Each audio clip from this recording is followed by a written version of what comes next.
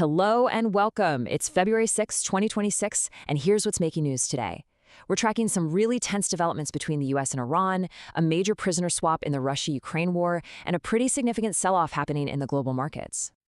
So let's get right to our top story, the high-stakes situation between the United States and Iran, where crucial diplomatic talks are really just hanging by a thread. Well, in a last-minute shakeup, these negotiations have been abruptly moved from Turkey all the way to Muscat, Oman. Now, this happened right as the talks were on the verge of completely collapsing, and it actually took an intervention from other Arab nations to step in and save the entire process. It's a pretty clear sign of just how fragile this whole situation is. To give you a bit of context here, let's just quickly look back at the past year.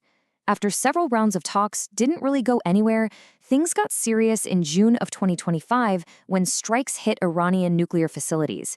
They tried talking again in October, but that also stalled out. And that, brings us to right now and these make-or-break talks in Oman. We're also getting some new intelligence coming out of the region.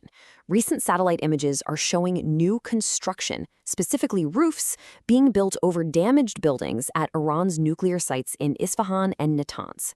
The thinking here is that this could be an attempt to conceal just how much damage was actually done during last year's strikes. And all this seems to point to a potential divide between the US and its key allies. According to Axios, an anonymous US official has said, quote, "It's really the Israelis who want to strike. The president is just not there." So that suggests a real difference in strategy right now, with Israel pushing for military action while the White House seems to be holding back. Okay, now let's shift gears and turn to the Russia-Ukraine conflict, because there's been a rare and pretty significant diplomatic breakthrough to report. On February 5th, a major prisoner exchange went down. We're talking about a total of 314 soldiers who are now returning home. This was a one-for-one swap, 157 prisoners from each side, and it was all mediated by the United Arab Emirates. Now, the timing here is really interesting.